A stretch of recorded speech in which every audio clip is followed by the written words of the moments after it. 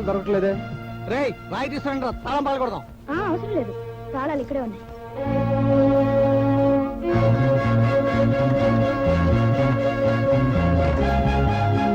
ఇదిగో నీకు మీ మనుషులకి చేరాల్సిన డబ్బు తీసుకోండి. తీసుకోండి.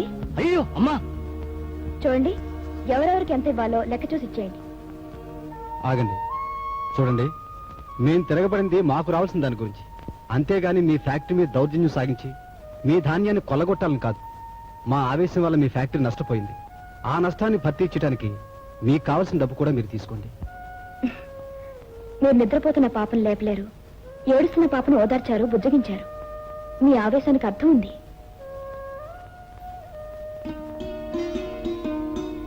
నేను కాలేజీలో కూడా నేర్చుకోని పాఠాలు ఈ రోజు మీ ద్వారా నేర్చుకున్నాను. ఎవరో మాట్లాడడానికి లేదు. ఆడపిల్ల ఇంట్లో తినబడి ఉండగా ఫ్యాక్టరీలో దానికి ఏమిటి పని? రాని చెప్తాను. తలుపేట పెట్టు. రై కుర్చీలలో వేసి కాఫీ పెట్టరా.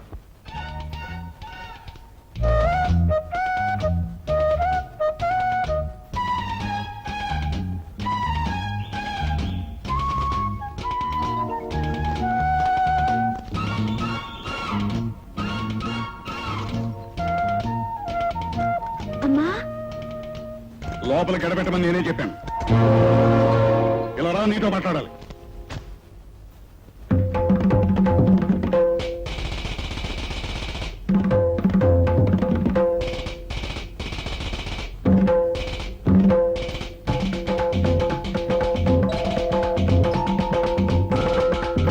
ఇక ముందెప్పుడు నీ ఇష్టం వచ్చినట్టు పిచ్చ పిచ్చగా ప్రవర్తించకుండా ఇంట్లోనే పడి ఉండు.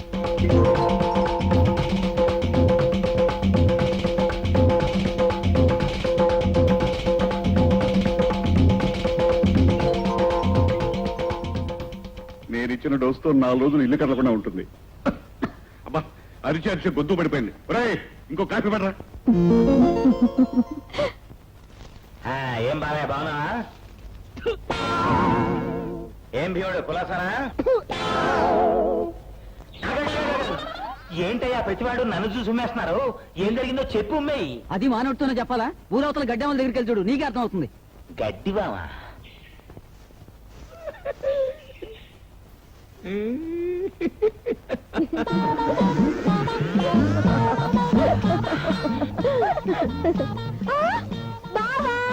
అమ్మా అమ్మా, ఇదేం పోయే కాలమే నీకు? నీకు దొంగ బుద్ధి ఉందనుకున్నాను, ఈ బుద్ధి కూడా ఉందా? నా కళ్ళ ముందే పరాయి మగాడితో చిచి. పారిపోతాం పద. బాబాయ్, మనం ఇక్కడ చూస్తున్నాడు కదా. మిమ్మల్ని నరికి పోగలు పెడతాను.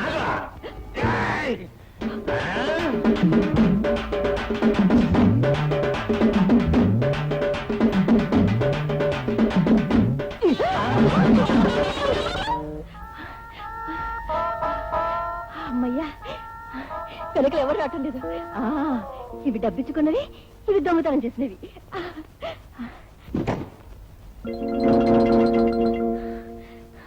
ఏమే ఇంకా తగ్గలేదా ఆయాసం? పరిగెత్తానుగా, అందుకే ఆయాసం. పైగా చెప్తాను చూడు, సిగ్గు లేదా నీకు? ఎందుకు సిగ్గు? మిమ్మల్ని కట్టుకున్నాక నాకు ఏ ఒక్క కోరిక తీరలేదు. ఎంత మాట అన్నావే? రే సుపుత్ర, ఇలా రా. ఆంధ్ర, తమిళనాడు, కర్ణాటక రాష్ట్రాల్లో వీడిని మించిన అందగాడు లేడు. పెద్ద కొడుకునిస్తే సరిపోతుందా? ఏ రోజైనా ప్రేమగా ఒక కట్టుపండి కొనిచ్చారా? పండేం కర్మే ఏకంగా గెలే కొని పెడతాను. ఈ రోజు నుంచి నువ్వు గడప దాటి అడుగు బయట పెట్టావో ప్రాణాలు తీస్తాను. జాగ్రత్త, ప్రాణాలు తీస్తాను. అంతే, నిలువునా తీస్తాను ప్రాణాలు. ఛాన్స్ అంటే నీదేనా? డబుల్ ఫేమ్ వస్తుంది. కాలేజీలో చదివే పిల్ల, డబ్బున్న పిల్ల, పట్నం పిల్ల నీకోసం తలకిందులో తపస్సు చేస్తుందంటే నీకెక్కడో మొత్తానికి మత్తు ఉంది. ఒరే తలుపులో ఎలా కొలగా మాట్లాడబోకరా. ఆ అమ్మాయి నిజంగా నన్ను ప్రేమిస్తుందంటావా? రాసేమంటావా? చదువురాదే. ఆ అమ్మాయి ఏం చెప్పిందన్నావుగా? కాలేజీలో నేర్చుకున్న దానికంటే నీ దగ్గర ఎక్కువ నేర్చుకున్నా చెప్పింది. పైగా నువ్వే కాలేజీని కూడా పోయింది. అదే నా ప్రేమకు మొదటి గంట.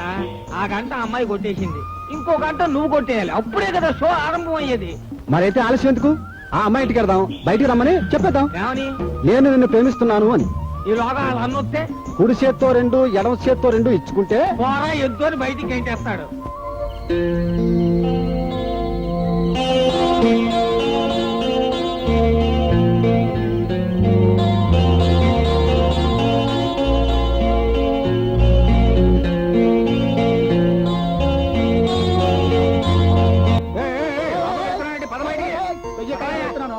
బయట రావయ్యా, పద పద బయటికి. ఏమిటయ్యా ఇది? పదవయ్యా. ఏ రోజు మామూలు ఆ రోజు తీసుకుంటూ ఈ రోజు ఏమిటయ్యా ఏకంగా దుకాణమే అయితే బయటికి అంటే ఇంకో పాత్ర తీసుకో.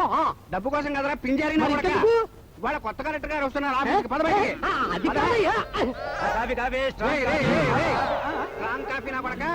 ఇవాళ ఆఫీస్ కొత్త కలెక్టర్ గారు వస్తున్నారు. నువ్వు కాఫీ అంటూ లోపలికి వచ్చావంటే కటకటానికి ముగించేస్తాను. అదేంటి బాబు, లోపల గుమస్తాలు పోయి బాకీ ఉన్నారు. బాకీ ఉన్నారా?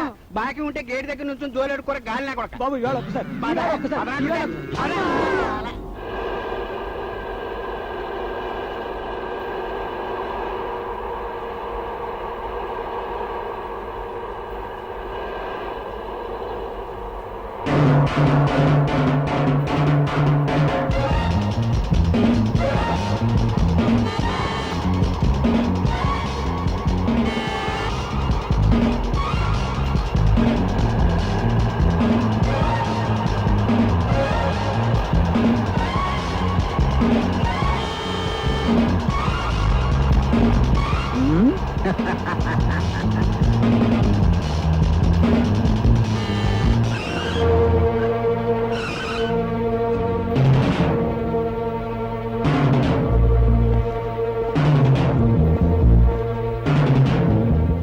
ఎందుకు లారీ ఆపం? ఎవరు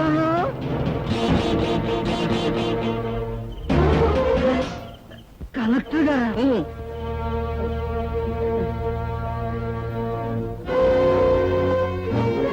ఈ లారీలన్నిటికీ పర్మిట్లు ఉన్నాయా? వీటిలోని ధాన్యం అంతా ఎక్కడికి వెళ్తుందో వివరాలు ఏమైనా ఉన్నాయా? మేడం, మా సార్వభౌమారావు గారు మీకు స్వాగతం చెప్పాలని అక్కడ వెయిట్ చేస్తూ ఉంటే మీరిక్కడ. Shut up! ఈ లారీలన్నీ మీ కస్టడీలో ఉంచండి. నమస్కారం సార్. రండి సార్, రండి సార్. తలుపుదై. వీళ్ళే సార్, ఆ కాలం మారిపోయింది సార్. కొత్త రూల్స్ సార్. మీ టోకెన్ నంబర్ 17 సార్. ఈ టోకెన్ నేను కీపింగ్ సార్. మీరు ఆ బెంచ్ మీ సిట్టింగ్ సార్. ఏమిటి, నేను బెంచ్ మీద కూర్చోవాలా? పోనీ నా స్టూల్ మీద సిట్టింగ్ సార్. అంజీ, అర్చనా ప్రయోజనం లేదు సార్. వాడితో ఆర్గ్యుమెంట్ ఏంటి బావా? ఇలా వచ్చి కూర్చొని నీకు సీట్ ఎట్లా పెట్టాను? అమ్మో.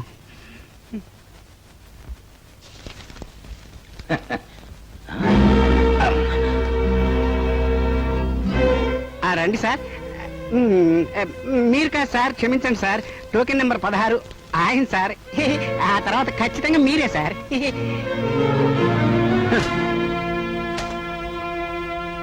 బావా, ఎంగిలి బీడీలు అమ్ముకునే ఈ అంజిగాడు మన ఇంత అవమానపరుస్తాడా?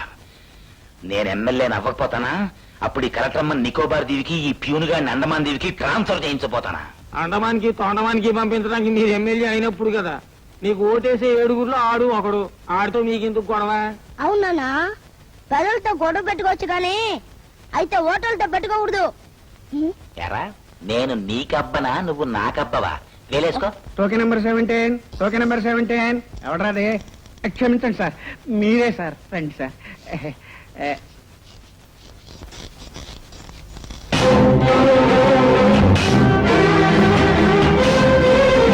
నేను కూడా మీలా ఓ ఐఏఎస్. నేను తలుచుకుంటే మీకంటే ఓ మెట్టు పైకెళ్ళి నేనేమిటో నిరూపించుకోగలను. నా ముందర నిలబడక్కర్లేదు.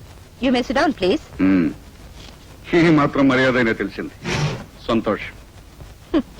ఎవరికి ఎలాంటి మర్యాద ఇవ్వాలో తెలుసుకున్నాకే నేను ఈ సీట్లోకి వచ్చాను. అగ్గిపెట్టి కావాలి.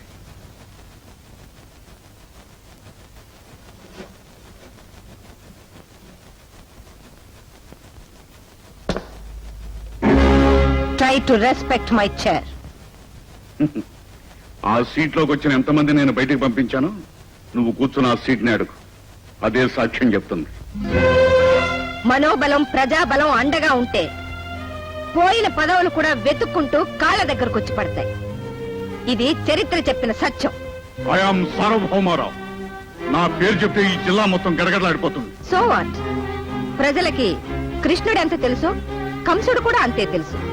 జనం రాజును చూసినా భయపడతారు, రౌడీని చూసినా భయపడతారు. అంటే గతాన్ని మనసులో పెట్టుకుని నన్ను సాధించాలని వచ్చావన్నమాట. డబ్బు మదంతో ఆనాడు నువ్వే నన్ను వదిలిపెట్టి వెళ్ళిపోయావు.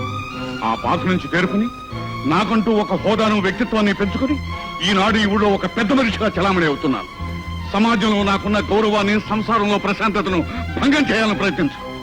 ఆనాడు డబ్బు నాకు లేదు, ఈనాడు నీకు ఎంత డబ్బు కావాలో విశ్రాంతిలో పారేస్తాను. ఇక్కడి నుంచి వెళ్ళిపో. Get out from here. Will you stop that nonsense? This is not a place for human sentiments. Mister Rao, ఊళ్ళో పెద్ద మనిషి కాబట్టి లోపలికి పిలిపించి కూర్చోబెట్టి మాట్లాడాను. ఆ గౌరవ మర్యాదలు కాపాడుకోండి. Please SIT down. పరువు, ప్రతిష్ట ఇవన్నీ మీ ఊరి ప్రజలు మీ మీద సదభిప్రాయంతో సగర్వంగా సమర్పించుకున్న సన్మాన పత్రాలు. ఇది ధాన్యం దొంగ రవాణా చేసిన ఫైల్. ఇది అమాయక రైతుల పొట్టలు కొట్టిన ఫైల్. ఇది సరిహద్దురాళ్ల సవరింపు ఫైల్.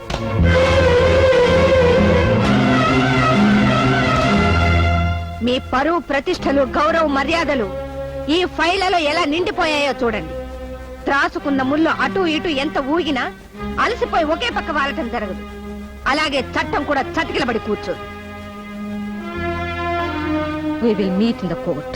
సావిత్రి, ఈ సావిత్రి ఆ రోజు ఈ సత్యవంతుడు ప్రాణాలు కాపాడుండకపోతే మీ పరువు మర్యాదలు ఏమై ఉండవు ఆలోచించారా? ఏమండి, నేను ప్రశాంతంగా బ్రతుకుతున్నానని కదా మీరు అంటున్నారు? అంటారండి, అంటారు. నా ఒంటరి జీవితం గురించి మీరు ఒక్కరోజైనా ఆలోచించారా? మేడం, ఇంటికొచ్చేసావా? మిమ్మల్ని చూడాలని ఎవరో వచ్చారండి. నో, నేను ఇప్పుడు ఎవరిని చూడనని చెప్పు.